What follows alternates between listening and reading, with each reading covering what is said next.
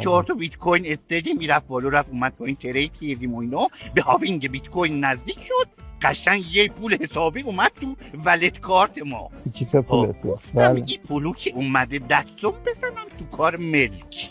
ملک قبول داری؟ ملک هم چیز خوبی هست. بله بله خیلی بله. رفتم اون ملک بوستونم.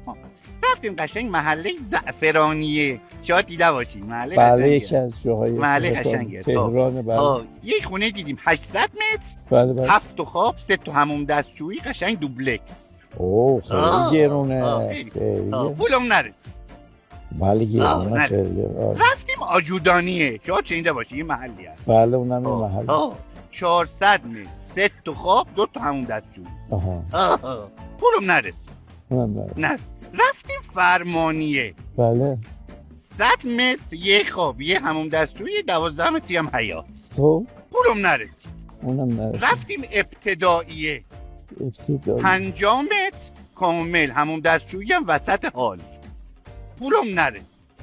رفتیم انتهاییه 11 متر حموم و دستشویی آشپزخونه و اینا وسط 11 متر رو. پولم نرسید.